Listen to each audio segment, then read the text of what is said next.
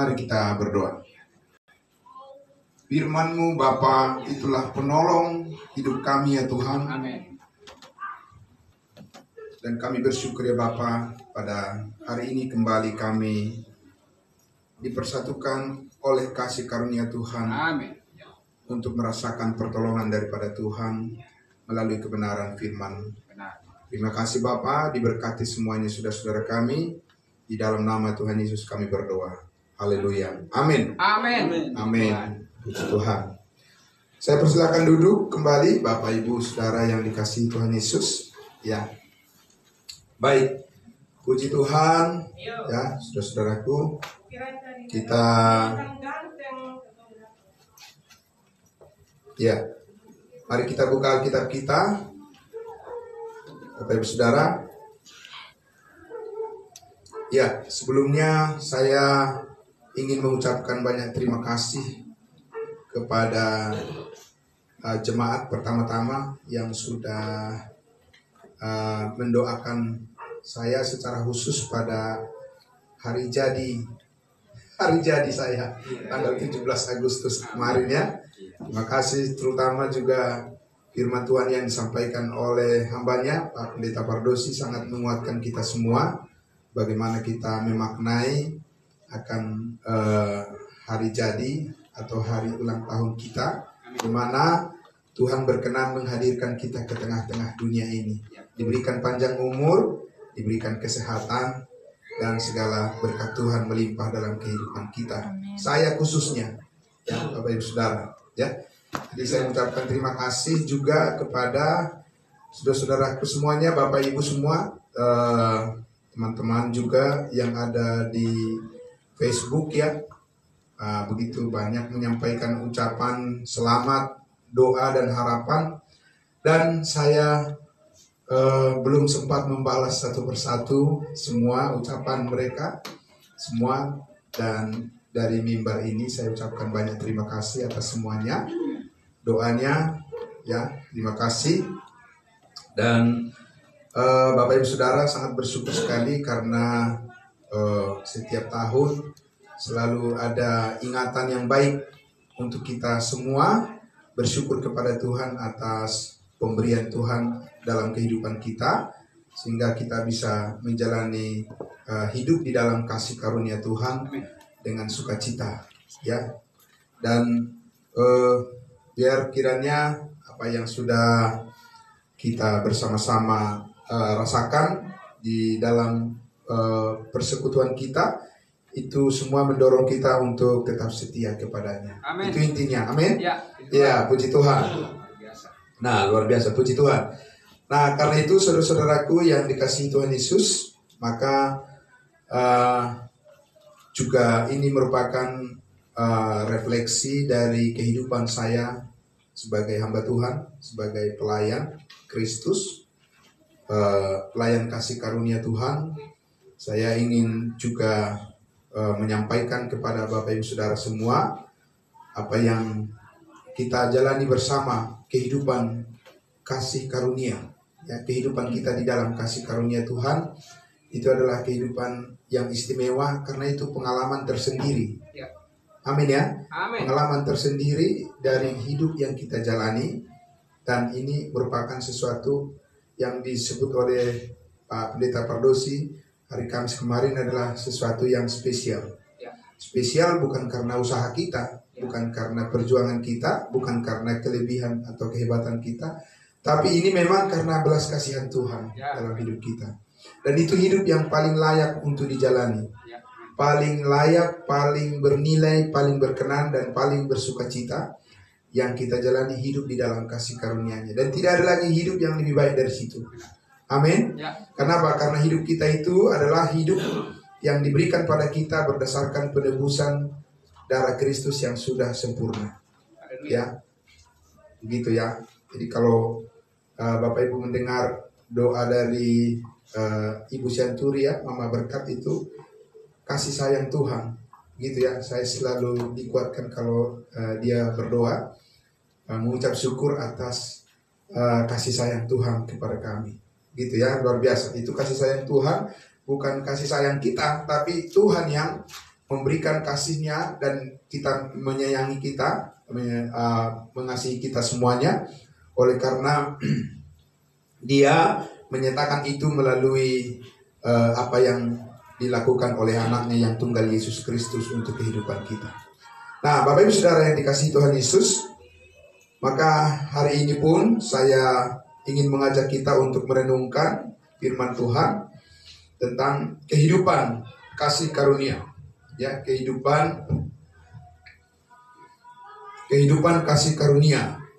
Ya, yang kita ambil dari Roma pasal 12. Boleh ditampilkan di layar? Ya, Roma pasal 12. Kalau di dalam Alkitab yang berbahasa Indonesia itu disebut persembahan yang benar, gitu ya. Tapi saya memberikan judul kehidupan kasih karunia, karena ada juga kehidupan di luar kasih karunia. Ya, ada ya. Tapi kita hari ini mendengarkan kebenaran firman Tuhan tentang kehidupan kita di dalam kasih karunia Tuhan. Puji Tuhan ya. Nah, untuk itu saya mengajak kita untuk membaca sama-sama dari ayat 1 sampai ayatnya yang ke-8. Ayat 1 sampai ayatnya yang ke-8. Oke. Ya. Mari kita saya akan membaca ayatnya yang ganjil. Bapak Ibu Saudara membaca ayat yang genap ya. Kita bergantian. Saya mulai dari ayat 1. Karena itu, saudara-saudara, demi kemurahan Allah, aku menasihatkan kamu supaya kamu mempersembahkan tubuhmu sebagai persembahan yang hidup, yang kudus, dan yang berkenan kepada Allah. Itu adalah ibadahmu yang sejati. 2. Janganlah kamu menjadi serupa dengan dunia ini, tetapi berubahlah oleh pembaharuan budimu, sehingga kamu dapat membedakan manakah kehendak Allah yang baik, yang berkenan kepada Allah, dan yang sempurna. Berdasarkan kasih karunia yang dianugerahkan kepadaku, aku berkata kepada setiap orang di antara kamu, janganlah kamu memikirkan hal-hal yang lebih tinggi daripada yang patut kamu pikirkan, tetapi hendaklah kamu berpikir begitu rupa sehingga kamu menguasai diri menurut ukuran iman yang dikaruniakan Allah kepada kamu masing-masing.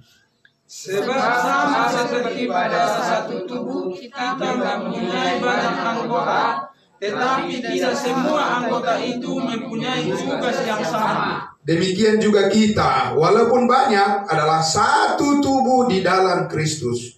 Tetapi kita masing-masing adalah anggota yang seorang terhadap yang lain.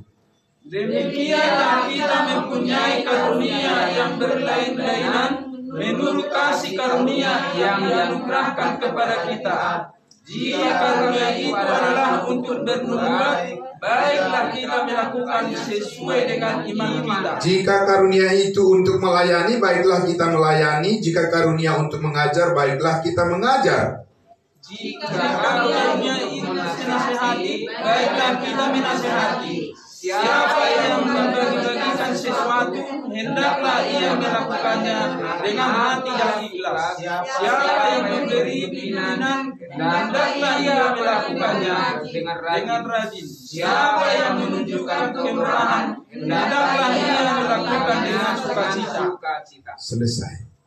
Puji Tuhan, luar biasa ya. Nah, Bapak Ibu Saudara yang dikasihi Tuhan Yesus, bagian ini sangat kaya ya, dengan berkat yang daripada Tuhan untuk kita semuanya, sehingga tidak mungkin bisa kita ambil semuanya sekaligus hari ini, tapi ini juga akan masuk di dalam agenda pembahasan kita setiap pagi di saat teduh ya Pak ya, karena saat ini kita masih ada di Roma pasal 9. Nah, tapi pasal 12 ini itu saudara-saudara sangat sangat penting untuk kita mengerti dengan baik, karena mulai dari pasal 12 ini, Roma pasal 12, 13, 14, 15 sampai 16 itu adalah bagaimana orang kudus berpraktek dalam kehidupannya sebagai anak-anak Tuhan. Sangat penting ya, Bapak Ibu ya. Ya, sangat penting itu. Nah, tapi pertama-tama kita lihat dulu dari apa yang disampaikan di ayat 1 oleh Rasul Paulus. Dikatakan di situ, karena itu. Ya, kita mulai dari ayat 1. Karena itu. Karena apa? Saudara kalau berbicara dengan seseorang, kemudian saudara mendengar, karena itu berarti sudah ada yang sebelumnya diomongin kan? Masa tiba-tiba misalnya langsung ketemu, karena itu, karena apa? Orang belum ngomong dari tadi ya kan? Itu. Ya berarti sudah ada yang sebelumnya. Kita harus membaca sebelumnya, harus memahami sebelumnya. Apa yang sebelumnya? Sebelumnya Bapak Ibu Saudara, kita sudah memahami, sudah belajar juga dari bagian-bagian pasal sebelumnya. Saya sampaikan garis besarnya saja. Ya, terkhusus di ayatnya yang di pasalnya yang ke-9, 10 dan 11 itu, ya, bahwa Paulus menjelaskan bahwa orang Israel itu gagal dan rugi besar di hadapan Tuhan. Karena apa? Karena mereka gagal meresponi panggilan Tuhan, merespon kehendak Tuhan untuk kehidupan mereka yang lebih baik. Rugi ya? Rugi. Karena itu, nah itu begitu ya. Nah itu, karena itu tidak boleh kita mengulangi hal yang sama dengan kegagalan mereka. Amin. Itu maksudnya. Iya kan? Apa kegagalan mereka? Gagallah mereka. Orang Paulus katakan apa? Pada mereka sudah lebih dulu diberikan Tuhan firman Tuhan, diberikan berkat-berkat, janji-janji daripada Tuhan, perjanjian kepada mereka, ya kan? Untuk keturunan mereka, masa depan mereka yang jaya, ya di hadapan Tuhan, pemeliharaan Tuhan yang sempurna atas hidup mereka sudah lebih dulu kepada mereka itu disampaikan. Ya, tuntunan terang atas hidup mereka, firman Tuhan yang selalu menuntun jalan mereka. Tuhan sudah kasih itu, hukum Taurat sudah diberikan pada mereka. Supaya apa? Supaya mereka menerima Mesias. Tujuannya kan itu. Supaya mereka menerima Yesus Kristus sebagai Raja. Tujuannya itu. Ya, melalui kelahirannya, ya, harusnya mereka menyambutnya, bukan malah menyalibkannya.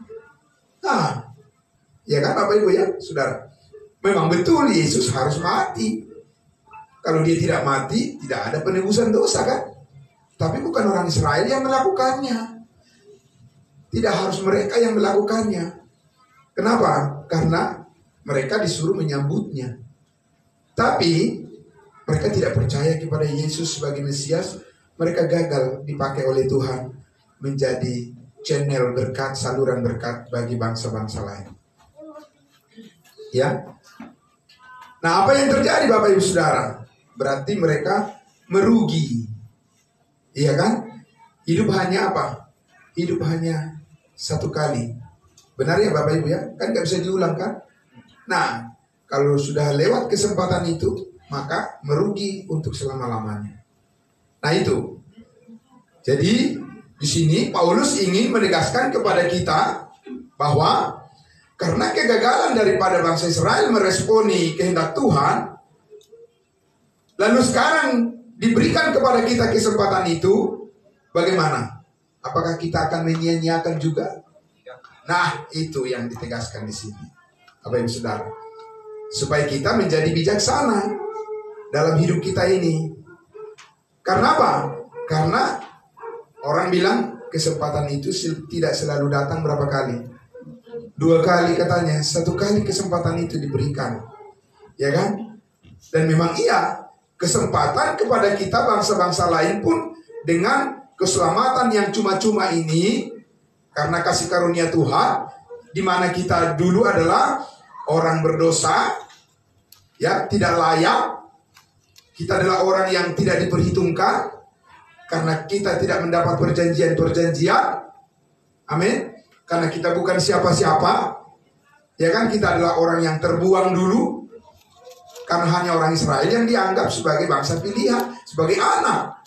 mereka yang diterima, diangkat sebagai anak berdasarkan perjanjian kepada nenek moyang mereka. Kita bangsa lain itu dibiarkan saja jalan. Ya, mulai dari peristiwa Babel, ya kan, peristiwa Babel, kekacauan di kota Babel, di Babel, ya, di mana semua orang diserahkan ke seluruh penjuru bumi dengan bahasa yang berbeda-beda. Dan dari situ semua orang berserah ke seluruh bumi, dan Tuhan membiarkan mereka berjalan menurut keinginan mereka masing-masing, dan semua bangsa-bangsa itu menyembah berhala. Hanya bangsa Israel yang menyembah Tuhan yang benar. Tapi Bapak Ibu Saudara, sekarang yang dulu tidak diperhitungkan menjadi sangat dihargai oleh Tuhan dengan darah yang mahal. Amin. Amin. Iya, saudara-saudaraku. Jadi bagaimana? Ya kan? Jadi bagaimana, kata Paulus, bagaimana kesempatan ini? Apakah kita akan sia-siakan? Berarti sama kita dengan orang Israel adalah produk daripada orang-orang gagal. Ya kan? Tapi tidak, saudaraku. Karena disinilah Paulus mengatakan, karena itu saudara-saudara, demi apa? Demi kemurahan Allah. Kemurahan Allah yang mana? Kemurahan hati Tuhan kepada kita yang mana, Bapak Ibu Saudara? Di mana Tuhan bermurah hati kepada kita, Bapak Ibu Saudara? Di mana? Amin. Di atas kayu salib. Ya. Di situ Tuhan menyatakan kemurahan hatinya kepada kita. Jadi kita harus selalu memandang kepada salib. Karena dari salib itulah terbit kehidupan buat kita. Amin. Dan karena kita percaya kepada salib Kristus, di mana darahnya telah tertumpah mengampuni segala dosa kita, maka kita diselamatkan dan beroleh hidup yang kekal, dimeteraikan dengan Roh Kudus. Saudara, nah itu kemurahan hati Allah, karena kita dulu bukan siapa-siapa. Kita dulu adalah orang yang tidak diperhitungkan, orang yang terbuang, yang dikatakan adalah orang-orang yang layak dimurkai oleh Allah. Ya. Di Efesus pasal 2 itu jelas sekali dikatakan bahwa, Efesus 4 juga jelas sekali dikatakan bahwa dahulu kamu sudah mati. Karena apa? Karena dosa dan pelanggaran. Kamu hidup di dalamnya. Ya, karena kamu mengikuti penguasa kerajaan angkasa. Karena kamu mengikuti ya roh-roh jahat di udara melalui jalan pikiranmu yang bertentangan dengan kehendak Tuhan. Tapi sekarang, oleh karena kasih karunia, kemurahan hati Tuhan, kita pasti diselamatkan. Amin. Kita pasti masuk surga. Kita menjadi pewaris surga. Kita menjadi anggota tubuh Kristus. Kita dihargai dengan sangat mahal. Ya, saudara-saudaraku, bukan karena perbuatan kita, bukan karena kebaikan kita, bukan karena kerja keras kita mati-matian, tapi hanya karena kasih karunia Tuhan diberikan secara cuma-cuma. Kita dibenarkan oleh penebusan Kristus, ya, kita diselamatkan pasti sekali untuk selama-lamanya. Amin. Amin. Karena itu, karena kemurahan hati Allah itu, amin. Jadi, saudaraku, motivasi kita, grace motivation, motivasi daripada apa? Kasih karunia adalah apa? Kita mau mempersembahkan tubuh kita kepada Allah sebagai persembahan yang kudus dan yang berkenan kepada Allah. Itu adalah ibadah kita yang sejati. Karena apa? Karena mengingat kemurahan hati Tuhan. Amin. Jangan lain daripada itu, Bapak Ibu Saudara, pasti gagal. Ya, sekali saudara melayani Tuhan bukan karena mengingat kebaikan Allah melalui Kristus dalam hidup saudara, tidak akan bisa berjalan pelayanan itu. Tidak bisa. Karena semua karena kemurahan hati Tuhan. Amin. Motivasi kita adalah karena Kristus telah menyelamatkan hidup saya, maka saya harus mempersembahkan tubuh saya melayani Dia sebagai persembahan yang kudus dan yang berkenan kepada Allah. Amin. Puji Tuhan Bapak Ibu Saudara. Jadi kalau kita lihat, ya, sedikit lagi saya mau ulang sedikit lagi tentang bagaimana kegagalan daripada orang Israel ini menjadi satu kerugian yang sangat besar bagi mereka. Kita lihat dulu di Roma pasal 9. Roma pasal 9 ayatnya yang ke apa persisnya? Ya. Apa persisnya yang menyebabkan mereka itu menjadi gagal dipakai oleh Tuhan menjadi saluran berkat? Apa sebabnya? Padahal mereka adalah harusnya nomor 1 kan? Iya, harus di barisan depan sebenarnya mereka, tapi malah menjadi terbelakang. Iya kan? Ayat 30. Roma pasal 9. Ya. Kita baca di situ dikatakan, jika demikian, apakah yang hendak kita katakan ini? Bahwa bangsa-bangsa lain yang tidak mengejar kebenaran telah beroleh kebenaran, yaitu kebenaran karena iman. Amin. Iya, saudara. Kebenaran karena iman itu bukan mengejar, tapi apa? Menerima. Amin. Iya, bukan mengejar, merespon, menerima. Saudara-saudaraku, ya. Tetapi ayat 31. Tetapi bagaimana dengan Israel? Bahwa Israel sungguh pun mengejar hukum yang akan mendatangkan kebenaran, sampai enggak mereka? Tidak sampai kepada hukum yang sempurna itu, hukum kasih itu, hukum kebenaran itu. Tidak sampai. Mereka mengejar. Kenapa? Ayat 32. Mengapa? Karena Israel mengejarnya bukan karena iman, tetapi karena perbuatan. Akhirnya mereka tersandung batu pada batu sandungan. Yaitu, saudara, ya. Mereka mengejarnya bukan karena iman, tapi karena perbuatan mereka. Sejauh mana sih perbuatanmu, kata Tuhan, ya kan? Ya, karena di Yesaya 64 mengatakan segala kesalehan kami adalah seperti kain kotor. Ya, itu yang dilakukan oleh agama-agama di dunia. Mereka berusaha hidup saleh supaya mereka bisa diselamatkan. Persis sama seperti kegagalan bangsa Israel. Sudah tahu ujungnya kan? Benar saudara? Sudah tahu ujungnya. Karena sudah ada contoh. Orang Israel itu gagal mereka. Tapi produk gagal ini banyak orang yang masih menjalankan. Nah, untuk itulah mereka perlu mendengar kasih karunia Tuhan dari pemberitaan kita. Orang Israel contohnya Bapak Ibu Saudara. Mereka tersandung pada batu sandungan. Batu sandungan itu apa bagi bangsa Israel? Apa batu sandungan bagi bangsa Israel Bapak Ibu Saudara? Salib, iya. Salib batu sandungan bagi mereka.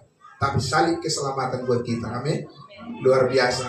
Kegagalan orang lain masih bisa dibuat oleh Tuhan menjadi kebaikan bagi orang yang mengasihinya. Itu. Ya kan? Israel yang gagal, bangsa lain yang selamat. Amin. Haleluya, puji Tuhan. Ya kan? Makanya Paulus mengingatkan lagi kepada bangsa lain, jangan kamu sombong. Karena apa? Karena itu karena kemurahan hati Tuhan padamu. Nggak ada kelebihanmu di situ. Orang Israel saja yang punya kelebihan, mereka juga akhirnya apa? Akhirnya terperosok juga mereka. Ya, karena apa? Iblis itu sangat licik, Bapak Ibu Saudara. Licik sekali. Biar kita berpikir bahwa kita paling benar, saudaraku, suatu saat dia bisa menjatuhkan kita juga dengan pikiran seperti itu.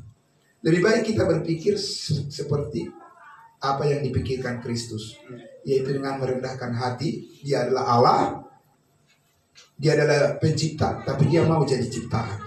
Lebih baik kita berpikir seperti itu. Amin. Karena apa? Yesus berkata, siapa yang direndahkan akan ditinggikan.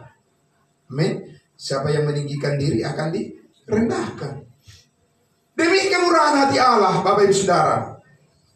Maka dikatakan di situ bahwa sekarang kita lihat bahwa jangan kita mengulangi kegagalan yang sama. Kita mempunyai kesempatan belajar banyak. Kalau orang Israel memang tidak lengkap pada mereka informasi itu ya. Nggak lengkap lah. Ya kan? Mereka hanya punya kitab perjanjian lama. Nggak lengkap. Sekarang kita punya kitab yang sempurna. Apalagi dari Rosamon. Amin. Yang ditujukan langsung pada kita. untuk kita bisa memahami jalan hidup kita sampai kita dipanggil pulang dari dunia ini. Kita bisa melimpah di dalam kebenaran itu. Amin. Kita bisa bersukacita penuh di dalamnya. Ya. Dan ini adalah perjalanan yang panjang buat kita, bukan hanya untuk sementara waktu. Karena itu kita lihat lagi di ayatnya yang ke-33 tadi, seperti ada tertulis, sesungguhnya aku meletakkan di Sion sebuah batu sentuhan dan sebuah batu sandungan, dan siapa yang percaya kepadanya tidak akan dipermalukan. Ini khusus berbicara tentang ada juga orang-orang Israel sebagian kecil yang menerima Yesus, yang disebut dengan kawanan kecil. Kawanan kecil ini adalah orang-orang percaya seperti Petrus, Yohanes, ya, Yakobus dan seterusnya. Ya, mereka adalah orang-orang yang tidak dipermalukan karena mereka percaya. Nah, tapi coba kita lihat lagi, begitu dalamnya, ya, begitu dalamnya keprihatinan daripada Rasul Paulus terhadap bangsanya, terhadap saudaranya, ya, yaitu orang-orang Israel di pasal 10 ayat 1 sampai 3 itu, dan menjelaskan penyebabnya mereka kenapa gagal, ya kan? Jadi Paulus bukan hanya menyoroti mereka gagal, dikasih tahu juga penyebabnya supaya kalau mau keluar dari kegagalan itu, maka silahkan ambillah kesempatan itu. Apa? Di ayatnya yang pertama, Roma pasal 10. Saudara-saudara, keinginan hatiku dan doaku kepada Tuhan ialah supaya mereka diselamatkan. Sudah selamat belum mereka? Belum. Siapa mereka ini? Orang Israel. Iya, bagaimana sikap mereka sebenarnya? Apakah mereka itu adalah orang yang tidak setia beragama? Setia. Di mana kita tahu?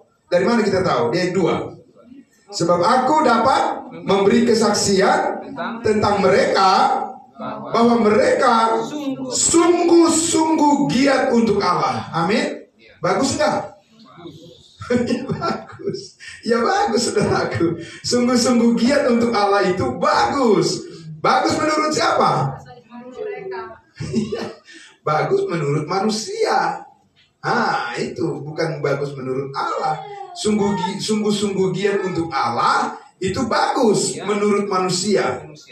Kenapa? Karena sungguh-sungguh giat untuk Allah belumlah cukup. Tetapi apa? Dikatakan di situ. Tetapi tanpa pengertian yang benar. Sama juga gagal kan? Gagal juga. Saudara-saudaraku.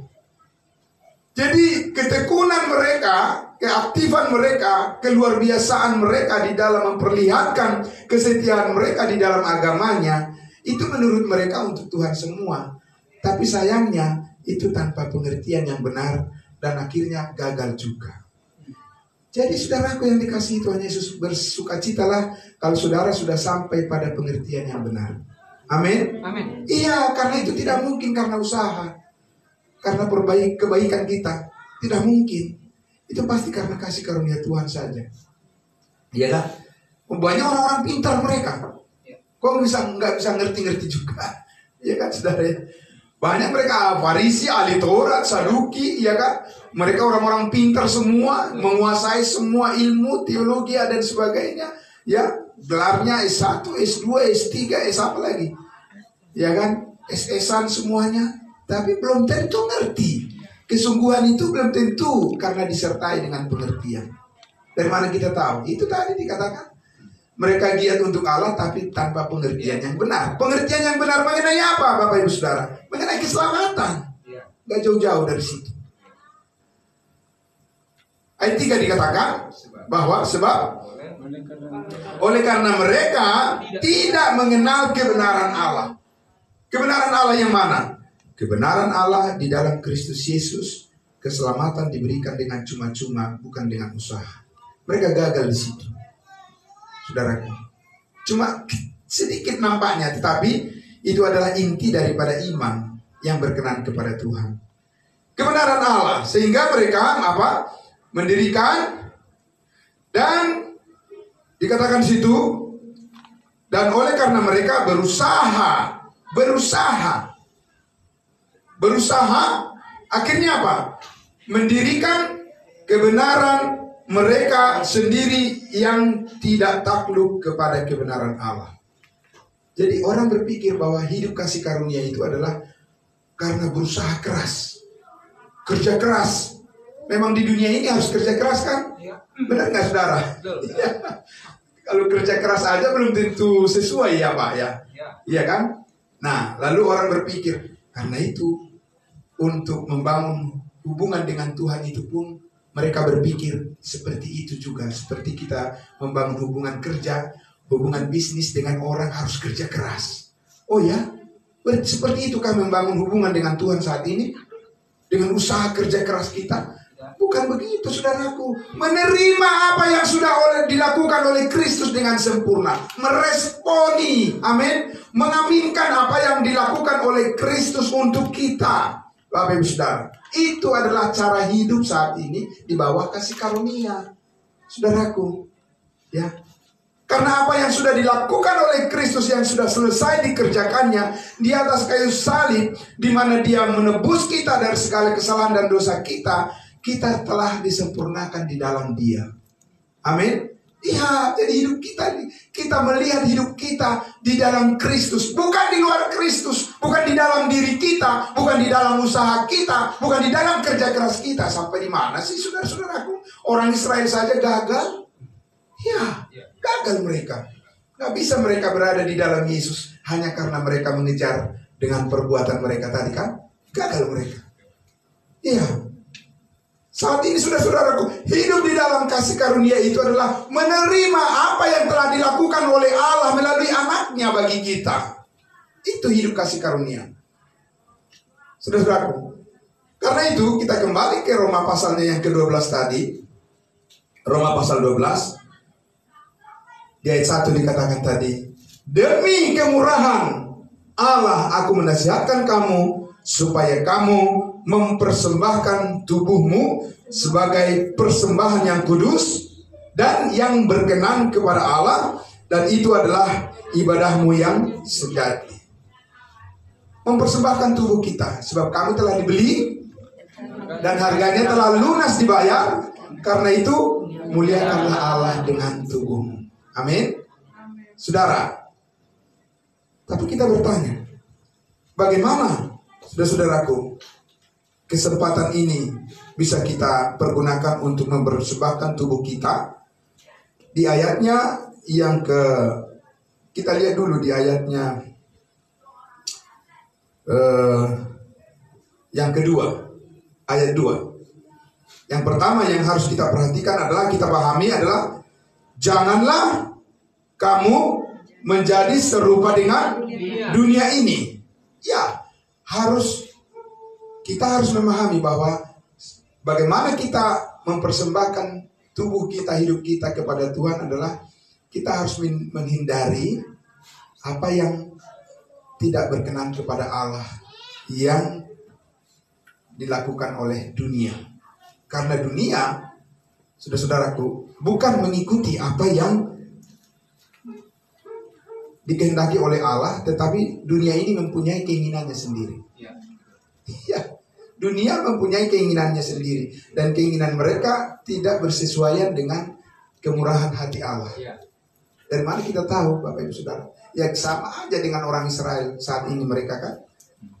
Kalau kita bicara tentang keselamatan, itu harus disertai perbuatan atau hanya dengan iman? Disertai perbuatan. Sama jalan dunia ini, itu jalan dunia. Bapak Ibu Saudara, ya. Jangan kamu serupa dengan dunia ini, tetapi apa? Berubahlah oleh apa? Oleh pembaharuan budimu, pikiranmu, ya, sehingga kamu dapat membedakan manakah kehendak Allah, apa yang baik, yang berkenan kepada Allah, dan yang sempurna. Amin. Jadi pertama-tama kita harus menjalani proses serangkaian memperoleh pengetahuan yang benar. Ulang sekali lagi, ya. Saya ulangi sekali lagi. Pertama-tama adalah kita harus menjalani proses memperoleh serangkaian pengetahuan yang benar. Tanpa itu, tak mungkin kita bisa membedakan kehendak Allah. Mungkin. Karena dunia ini sudah terlalu kompleks, rumit. Ya kan? Rumit. Sudah terlalu banyak tawaran-tawaran di dunia ini. Makanya kalau anak-anak kita tidak kuat di dalam pendirian kasih karunia ini, ya mereka akan jatuh ke situ. Bukan hanya anak-anak kita, orang tua juga, orang yang sudah percaya, yang sudah diselamatkan, kalau dia tidak menjalani proses serangkaian mendapatkan pengetahuan akan kebenaran ini, pasti dia kolaps juga. Dia akan kembali kepada jalan kehidupan yang lama. Karena memang itu sudah menanti. Iya, saudaraku. Iya kan? Kita masih tahu cerita tentang istri Lot kan? Istri Lot yang Tuhan suruh mereka harus lari ke pegunungan untuk menghindarkan bara api yang diturunkan oleh Tuhan untuk membakar kota Sodom dan Gomora. Satu yang Tuhan katakan apa? Jangan kamu menoleh ke belakang. Tapi istrinya Lot itu ingat apa dia? Hartanya. Oh iya, ingat jemurannya kan belum diambil gitu ya. Entah apa lah itu, pokoknya ingat hartanya. Artinya dia berusaha dengan pikirannya sendiri. Iya, nggak mungkin, udah gagal tuh. Iya, udah gagal. Jangan pakai yang gagal, pakai yang berhasil. Amin. Iya, yang lain masih berusaha, kita udah duluan sampai. Karena Kristus bersama-sama dengan kita. Amin. Iya. Tuh, saudaraku, jadilah bijaksana dalam hidup. Karena di dunia ini terlalu banyak tawaran untuk menjadi tidak bijaksana, menjadi bodoh, yang disampaikan oleh Pak Pendeta Pardosi tadi. Ya, jadi karena itu, saudaraku, pertama-tama tadi apa? Cara kita untuk berubah menjadi berubah, ya, di dalam pola pikir kita, ya, adalah mengikuti apa? Mengikuti proses serangkaian proses untuk mendapatkan, untuk memperoleh apa? Pengetahuan akan kebenaran. Sehingga kita dapat apa? Membuktikan, membedakan apa tadi? Membedakan apa yang baik dan yang berkenan kepada siapa? Kepada Allah dan yang sempurna, Bapak Ibu Saudara yang dikasihi Tuhan Yesus. Kalau yang biasa-biasa saja, Bapak Ibu Saudara, dengan penemuan pola pikir manusia itu biasa aja itu, ya kan? Enggak abadi. Tidak abadi. Ya. Setinggi apapun ilmunya manusia, ya, suatu saat juga itu akan mengalami kegagalan. Iya. Karena apa? Karena tidak ada pengetahuan manusia yang sempurna, kan? Iya, tidak ada. Tidak mungkin pengetahuan manusia di dunia ini bisa menopang dunia ini selamanya dan membuat dunia ini menjadi lebih baik. Tidak mungkin, saudaraku.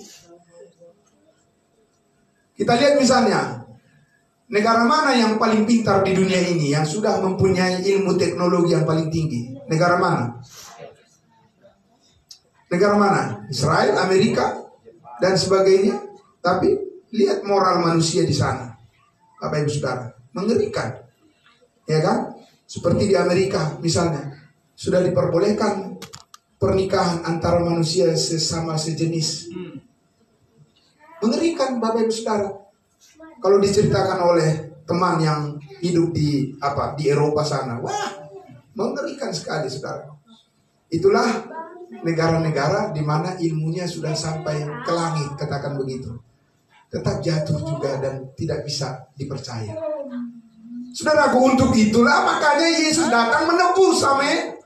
Ya, makanya Yesus datang ke dunia ini menebus dari semua dosa, dan kasih karunia-Nya itulah yang membangkitkan hidup kita dari kejatuhan, dan kita sekarang bangkit bersama dengan Dia. Amin. Kita hidup bersama dengan Dia, saudaraku.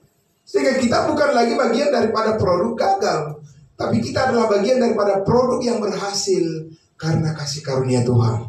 Amin. Jadi karena itu, saudaraku, kita lihat dulu ya, satu bagian lagi. Saya coba mengajak kita untuk melihat di dalam Efesus pasalnya yang keempat. Ya, saya mengajak kita untuk melihat Efesus pasalnya yang keempat. Mari, Efesus pasalnya yang keempat, kita baca dari ayatnya yang ke-17. Efesus pasal 4 ayatnya yang ke-17. Dari ayat 17 sampai ayatnya kita baca dulu sampai ayatnya yang ke-19. Sebab itu, ya, manusia baru. Sebab itu kukatakan dan kutegaskan ini kepadamu di dalam Tuhan. Ingat, di dalam Tuhan. Kita sudah ada di dalam Tuhan, bukan di luar Tuhan. Amin. Jangan hidup lagi sama seperti orang-orang yang tidak mengenal Allah. Dengan apa? Dengan pikirannya yang sia-sia. Tadi dikatakan kan, berubahlah oleh pembaharuan pikiranmu. Nah, di sini dikatakan bahwa orang yang tidak mengenal Allah, pikiran mereka itu adalah sia-sia. Kenapa sia-sia? Karena apa yang mereka pikirkan itu adalah berdasarkan kekuatan mereka sendiri. Itu bukan berdasarkan kasih karunia Allah. Karena mereka menolak apa yang dilakukan oleh Yesus Kristus anak Allah. Betul? Iya. Sehingga dikatakan di situ ayat 18, dan apa? Pengertian mereka yang gelap. Pengertian ini berkaitan dengan pengetahuan juga kan? Jauh dari apa? Dari hidup persekutuan dengan Allah. Karena apa? Karena kebodohan yang ada di dalam mereka. Dan karena kedegilan hati mereka. Perasaan mereka telah tumpul. Sehingga mereka menyerahkan diri kepada apa? Hawa nafsu, dan mengerjakan dengan serakah segala macam kecemaran. Apa Bapak Ibu yakin bahwa di negara ini bisa korupsi itu diberantas? Caranya bagaimana? Ya, puji Tuhan kalau memang bisa dihentikan sebagian. Tapi berharap bahwa itu akan benar-benar bersih. Caranya bagaimana, Bapak Ibu Saudaraku? Ya kan? Karena manusia itu hidup di dalam kegelapan, bukan di dalam terang Kristus kan? Iya, hanya terang Kristus lah yang bisa membersihkan kegelapan itu. Ya kan? Itu hanya merupakan perjalanan semu. Perjalanan semu seperti apa namanya? Ya, kalau apa namanya, orang jahat itu kan kalau lagi ada hukuman yang berat, dia agak bersembunyi. Ya kan? Bersembunyi aja, tapi suatu saat akan nongol lagi dia. Ya itu saudara. Tapi di dalam Kristus Yesus kita telah disucikan oleh darahnya sekali untuk selama-lamanya. Dan maut telah ditelan oleh kemenangan dalam Kristus Yesus. Dan kemenangan kita adalah ada di dalam Dia. Amin. Sehingga dikatakan di situ bahwa ayat 20, tetapi kamu bukan demikian. Amin. Kamu beda. Karena apa kamu bisa berbeda? Karena usaha dan perbuatan kamu? Tidak. Karena kamu telah belajar mengenal Dia. Ia mengenal Kristus. Itu yang saya maksud tadi. Jadi kita harus masuk ke dalam proses menjalani, memperoleh serangkaian pengetahuan akan kebenaran, pengenalan akan Kristus, yaitu melalui manusia baru kita, bukan melalui manusia lama kita. Manusia lama kita itu nggak kenal dia kebenaran dalam Kristus. Dia mengenal kebenaran duniawi, kebenaran diri sendiri, yang orang Israel tadi tidak takluk kepada kebenaran Allah. Sungguh-sungguh giat untuk Allah, tetapi tanpa pengertian yang benar. Berhasil? Gagal. Itu luar biasa. Nah, tapi kamu telah belajar mengenal Kristus, ayat 21, karena kamu telah mendengar tentang Dia, amin, dan menerima pengajaran di dalam Kristus menurut kebenaran yang nyata di dalam Yesus. Apa kebenaran yang nyata dalam Yesus? Kebenaran kasih karunia-Nya. Itu yang nyata, amin. Ya, dinyatakan kepada kita, diberitakan kebenaran itu kepada kita, menjadi nyata kepada kita bahwa kita disucikan, dibenarkan oleh darah Kristus dengan cuma-cuma, dan kita dihidupkan bersama-sama dengan Dia, dan kita dimeteraikan dengan Roh Kudus, dan kita dibangkitkan bersama-sama dengan Dia, dan hidup kita menjadi berharga di hadapan Tuhan, dan kita sekarang mempunyai keleluasaan untuk bergerak melayani Tuhan di dalam hidup yang baru itu. Amin. Kita mempunyai akses. sekarang dalam hubungan kita dengan Tuhan secara leluasa. Amin. Tahu saudara perbedaannya ketika orang Israel hidup di bawah hukum Taurat? Bagaimana mereka berhubungan dengan Tuhan? Mereka dalam ketakutan. Iya. Ketika mereka di padang gurun itu, saudaraku, Tuhan berbicara pada mereka. Mereka berteriak-teriak semua. Berteriak-teriak mereka pada berjatuhan semua ketika Tuhan berbicara, karena telinga mereka itu tidak sanggup mendengar suara Tuhan. Mereka ketakutan, lari mereka semua. Saudara, maka mereka katakan kepada Musa apa? Tolong bilanglah dulu Musa, jangan seperti ini caranya Tuhan berhubungan dengan kita. Bisa mati kita semua. Nah, tahan telinga saya mendengarnya. Karena apa? Karena suara Tuhan seperti suara guntur. Iya, begitu Pak. Jadi mereka minta pada Musa, tolong bilangin dong sama Tuhan. Jangan kayak gitulah. Gimana bisa mati kita setiap berbicara, dia bisa mati kita ini semuanya. Apa Tuhan menginginkan kita hidup atau mau mematikan kita? Jadi ketakutan itu ada pada mereka. Makanya hukum Taurat itu, jika kamu tidak setia pada perintah-perintahku, maka kamu akan kena kutuk. Kan begitu kan? Iya, jadi selalu ada ancaman di situ. Di dalam kasih karunia bukan ancaman, kesadaran. Amin. Iya, demi kemurahan hati Allah, itu kesadaran kita yang dibangkitkan Bapak Ibu Saudara. Dan itu jauh lebih enak di dalam hubungan kita dengan Tuhan dan hubungan relasi kita dengan sesama saudara seiman. Amin. Iya, di dalam hubungan kehidupan keluarga kita, antara orang tua dengan anak, anak dengan orang tua, semuanya harus didasarkan pada kesadaran diri. Amin. Ya, yang disebut dengan keikhlasan kan? Itu saudaraku. Hubungan seperti itu yang paling layak dijalani dalam kehidupan ini. Daripada dalam hubungan hidup di bawah ancaman dan ketakutan. Iya kan? Iya, sudah takut. Sampai sejauh mana hubungan dalam ketakutan itu bisa berjalan? Tidak bisa lama. Iya kan? Iya, betul. Iya. Makanya orang Israel itu kalau mereka tidak masuk ke dalam kasih karunia Tuhan saat ini, nggak bisa lah, mereka masih dengan pola pikir yang lama itu. Mereka mau menjalani hubungan dengan pengenalan akan Tuhan saat ini, tidak bisa. Sekarang pengenalan akan Kristus adalah dikatakan tadi, karena kamu telah belajar mengenal Dia, menerima pengajaran di dalam Dia, menurut kebenaran yang nyata dalam Yesus saat ini. Kebenaran kasih karunia Allah yaitu apa? Ayat 22, yaitu bahwa kamu berhubung dengan kehidupan kamu yang dahulu. Harus apa? Harus menanggalkan manusia lama yang menemui apa? Kebinasaannya oleh nafsunya yang menyesatkan. Rugi banyak kita kalau kita masih mengikuti pola-pola kehidupan yang lama itu, rugi banyak. Padahal kita mau hidup kita beruntung kan?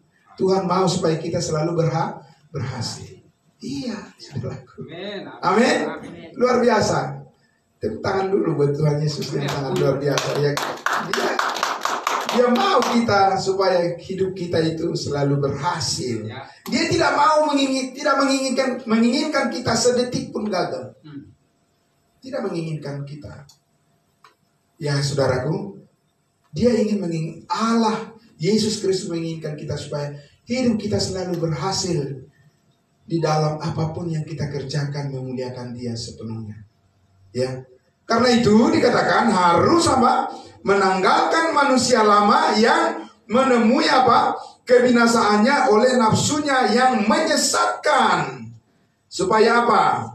Supaya kamu dibaharui. Di mana lagi ini? Di dalam roh dan mindsetmu, dalam pikiranmu. Amin. Dan mengenakan manusia baru yang telah diciptakan menurut rupa gambar, menurut kehendak Allah, dalam kebenaran dan kekudusan yang sesungguhnya. Amin.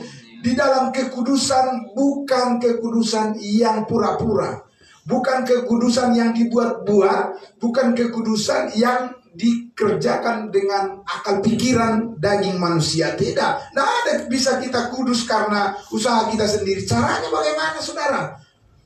Amin. Tidak bisa. Kalau kita bisa jadi hidup kudus karena usaha kita, kita ini sudah bisa melakukan apa yang kita mau. Tapi ternyata tidak.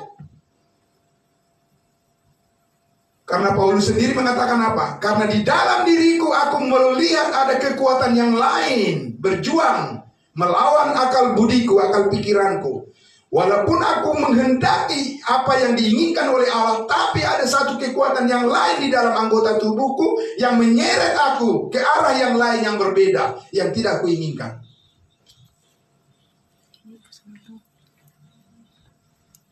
Tapi dikatakan apa oleh Paulus? Syukur kepada Allah oleh karena Kristus Yesus, dialah yang menyelamatkan aku dari tubuh maut ini. Amin. Iya, karena Roh Kudus memimpin hidup kita, maka tubuh kita ini bisa kita persembahkan menjadi persembahan yang kudus dan yang berkenan kepada Allah. Amin. Iya, saudaraku. Karena itu, nah, mulai di ayatnya yang ke-25 ya. 25 dikatakan apa? Karena itu apa? Buanglah dusta dan berkatalah benar seorang kepada yang lain, karena kita adalah sesama anggota. Amin. Ada lagu itu kan, jujurlah padaku. Ya, itu permintaan, ya kan? Karena kita adalah sesama anggota, udah jujur aja, iya kan, benar nggak saudara? Nggak ada, jangan ada dusta di antara kita, kan begitu kan?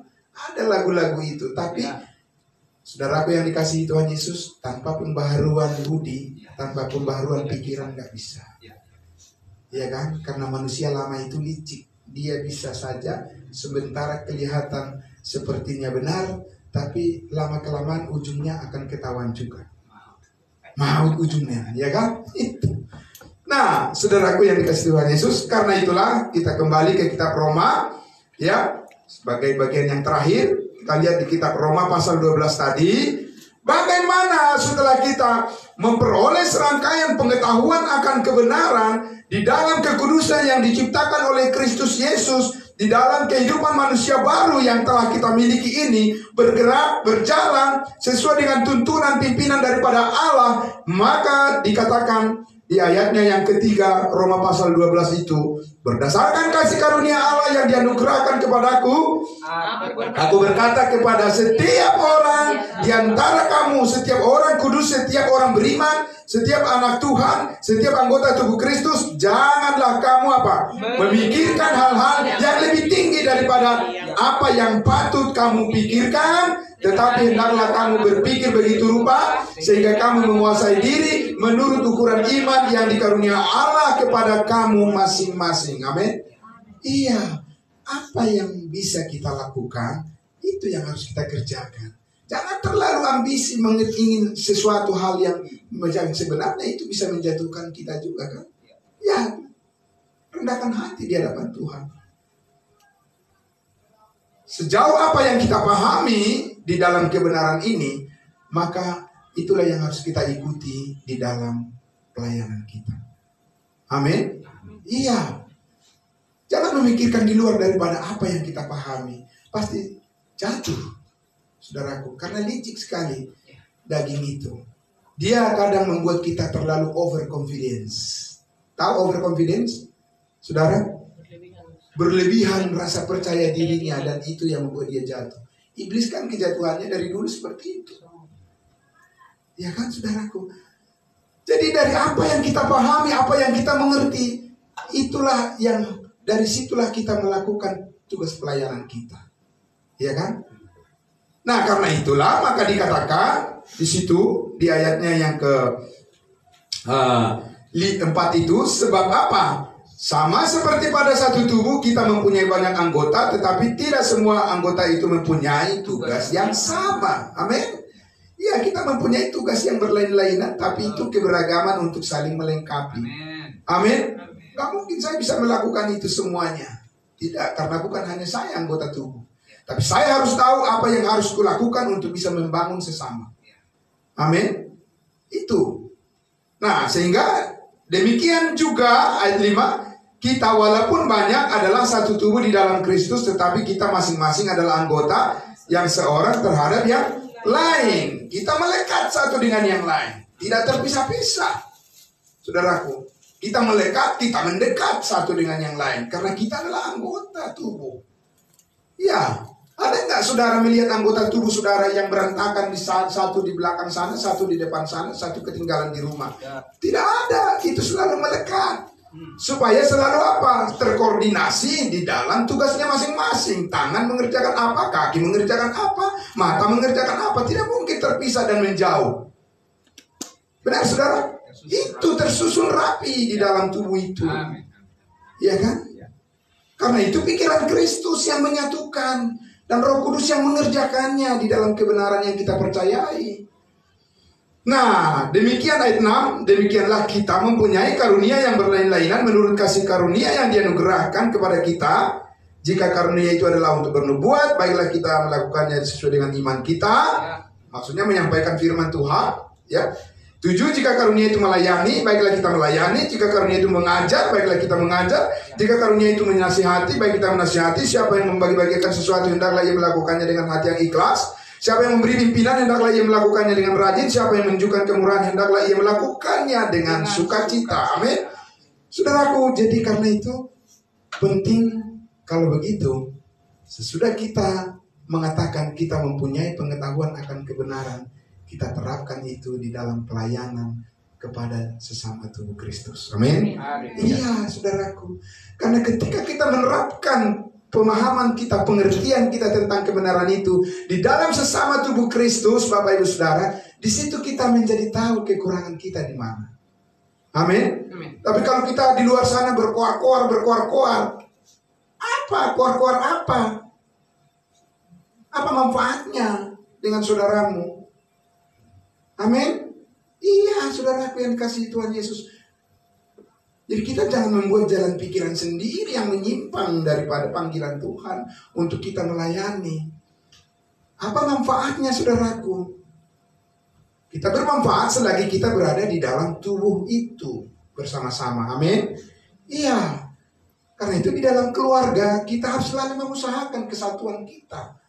Amin, saudaraku. Amin. Iya, perbedaan itu pasti selalu ada, tetapi kesatuan kita yang harus menyelesaikan itu di dalam Kristus. Amin.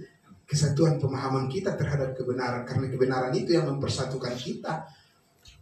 Bukan keinginan kita saja. Kalau keinginan kita berlain-lainan, tapi tetap bisa disatukan oleh apa? Kebenaran. Karena kebenaran itu menyatukan, bukan memisahkan. Amin. Iya, saudaraku. Jadi sudah sangat pas dan sangat tepat, luar biasa, saudaraku. Ya, kalau saya merenungkan kehidupan saya, juga perjalanan hidup saya sangat bersyukur kepada Tuhan. Apalagi perenungan saya di usia yang 50. saya sangat bersyukur, Bapak Ibu Saudara. Ya, sejak sudah hampir 30 tahun yang lalu saya mengenal kebenaran ini. Saya tidak mau menukar dengan apa lagi. Tidak mau saya. Karena saya berpikir dan saya mengerti, udah inilah jalan hidup yang paling pas untuk saya jalani. Saya tidak mau yang lain lagi. Amin. Saya mau hanya kasih karunia Tuhan aja yang menuntut hidup saya sampai saya meninggalkan dunia ini. Amin. Karena kasih karunia Allah yang menerangi hati dan pikiran saya untuk mengerti jalan-jalan kehidupan yang sebenarnya seperti apa yang harusnya saya bersikap, saya berjalan. Ada kegagalan, pastilah, namanya juga manusia, pasti ada kegagalan kan. Cuma sesudah selamat yang kita lihat Rasul Paulus yang hampir tidak ada kegagalan yang kita lihat di dalam perjalanan pelayanan dia. Makanya dia bilang, jadilah pengikutku sama seperti aku pengikut Kristus, ikutilah teladanku, kata Paulus. Ya kan? Bapak Ibu Saudara, kita masih harus mengikuti teladan dia, teladan Rasul kita, Rasul bangsa lain ini. Kita semua ini adalah murid, semua kita pembelajar. Amin. Iya, semua kita pembelajar, dan kita masing-masing dikatakan mari mempersembahkan talenta karunia yang Tuhan berikan kepada kita terhadap sesama kita. Mari kita melakukan apa yang berguna, apa yang membangun, ya. Karena dengan demikian, Bapak Ibu Saudara, nanti kita akan melihat bagaimana cara Tuhan memimpin hidup kita kepada apa yang lebih baik, yang lebih baik, yang lebih baik, dan yang lebih baik lagi. Amin. Amin. Puji Tuhan Bapak Ibu Saudara yang dikasihi Tuhan Yesus. Saya sangat mengapresiasi benar-benar. Saya sangat menghargai benar-benar saudaraku. Kerinduan saudara dan semangat saudara semuanya untuk datang pada pengenalan akan Kristus yang benar. Saya sangat mengapresiasi, saya sangat menghargai. Karena apa?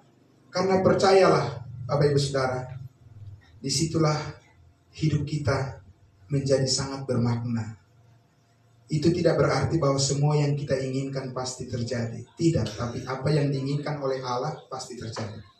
Amin. Amin. Itu sebab Allah bekerja, turut bekerja, bahkan mengambil alih kendali di dalam segala hal, ya, untuk mendatangkan kebaikan bagi mereka yang mengasihi Dia.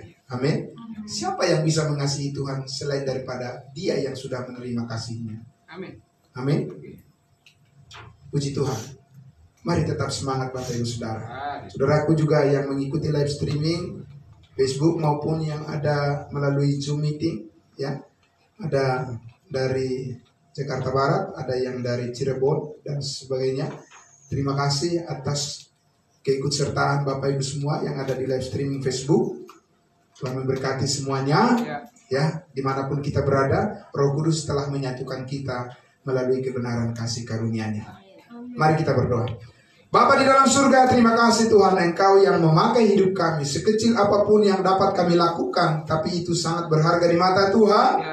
Karena di dalam tubuh Kristus kami bermakna dan kami berfungsi sebagai alat, sebagai pekerja-pekerja atau sebagai anak-anak Tuhan yang dikasihi, yang melakukan kehendak Bapa di surga dengan ketulusan dan kesungguhan, karena Tuhan Yesus kasih karunia Tuhan mengerjakannya dalam hidup kami. Terima kasih Bapa, diberkati semuanya anak-anak Tuhan yang mendengarkan kebenaran firman-Mu. Biar kami terus bersemangat memuliakan Engkau Bapa di surga.